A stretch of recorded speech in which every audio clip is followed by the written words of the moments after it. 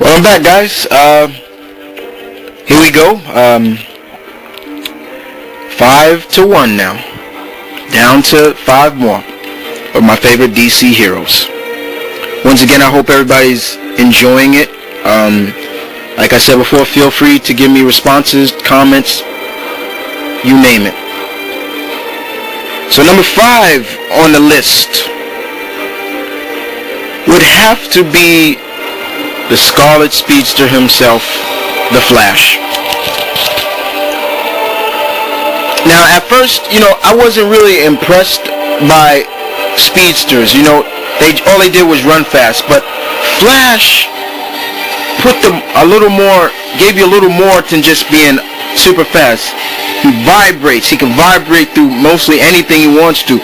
He's got that extra burst of speed, that speed force, And for all the people who've donned the Flash, name, whether it was Jay Garrett, the first Flash, the Golden Age Flash, to Barry Allen, a fan favorite I know a lot of people love and are glad to see that he's back, to Wally West, Barry Allen's nephew, to the deceased and departed Bart Allen.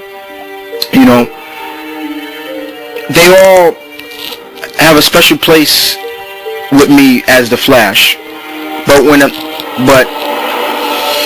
just in terms of just the Flash period, what a great character. Another character with a rogue gallery of villains, complex villains, some that you kind of question, like, how is that a Flash villain? But just a true variety of villains.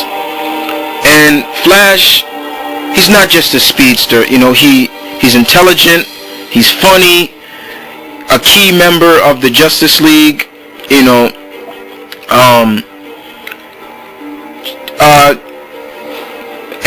hopefully, and besides just being a key member of Justice League, he's also been a great, they've adapted him well to the animated stuff, whether he guest starred on Superman when they raced, and as well as on Justice League, where Michael Rosenberg just did a great job as Wally West.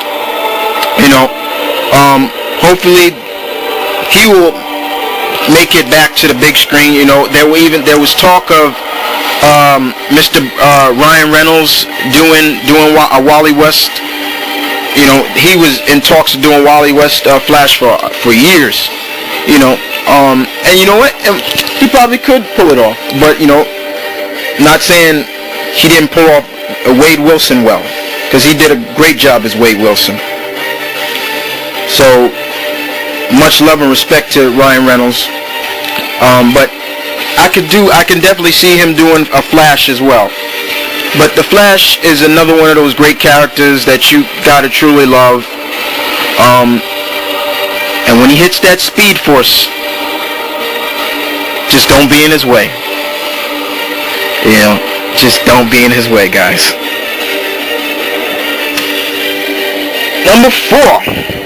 And this may be a surprise to a lot of people, but I truly love this character. He's another member of the Justice Society, and he is Mr.Terrific, Michael Holt. Another damn sure great character. He is classified in the DC universe as the 3rd smartest person in that universe.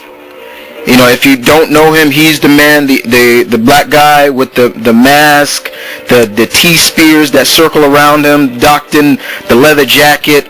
He's not the first Mr. Terrific. There was another man before him, but I'm talking about Michael Holt. He's just a great character. Olympic style. He's Olympic athleticism. He's martial art expert as well. 3rd smartest man in the DC universe. Just a great character. He's been through some rough times with the death of his wife. He doesn't have faith in beliefs in religion. He doesn't believe in that. He's an atheist. But he's just a great character. I wish that they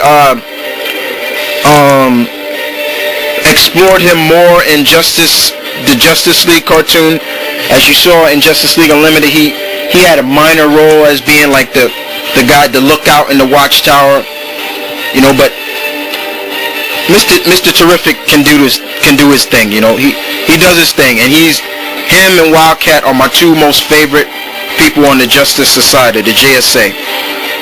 So that's probably a surprise to a lot of people, but Mr. Terrific is and don't let the name fool you. He's badass as well.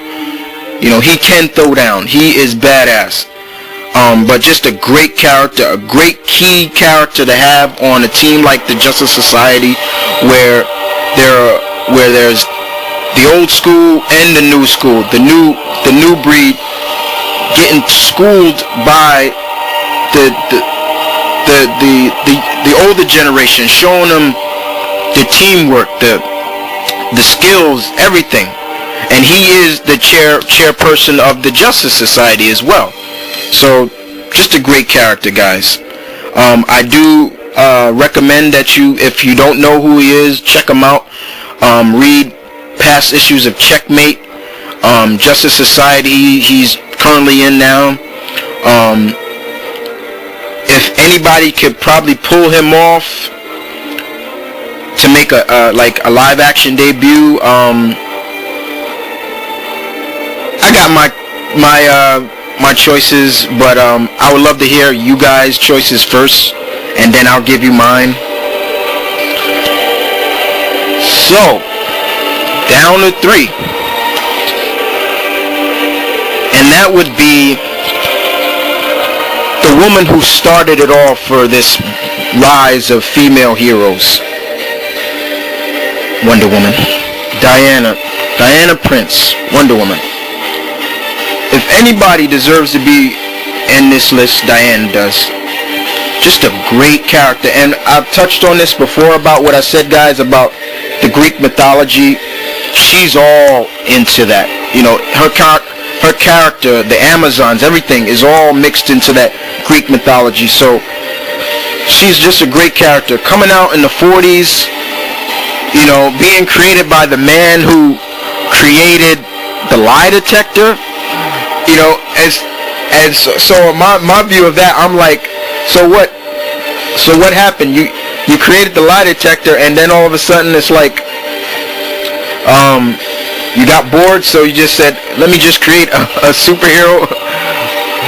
But she's just a great character, strong, beautiful, not willing to take that risk of killing you. I mean, you saw what she did to oh God, I forgot the man's name. Where she snapped his neck, you know. But you see that her popularity just keeps growing and growing and growing.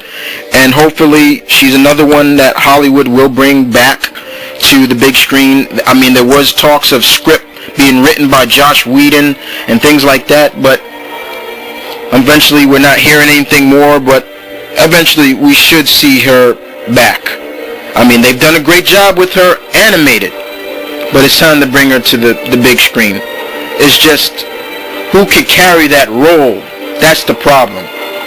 You know, that's the main problem. Who could carry that role of being one of the most famous female superheroes? But big ups to Wonder Woman. Number 2, guys, is very much a tie, guys. And that's between Dick Grayson, Nightwing, and Tim Drake Robin. I love these two characters so much. Dick being the first Robin, but Tim Drake has really come into being Robin. You know, he's made Robin his purpose. And Dick just being Nightwing has just been great for him. But we all know, like, we can see that Bruce trained these guys well, really well, and it's sad to see that they have to put on this burden of, you know, not being without Bruce, because Bruce is not there to catch them anymore. But we should see big things from these two. So yeah, these guys are a tie, guys. I'm sorry, just a tie. Number 1 is also a tie, guys, and these are my 2 favorite DC heroes of all time. GL, the Green Lantern, and Bruce.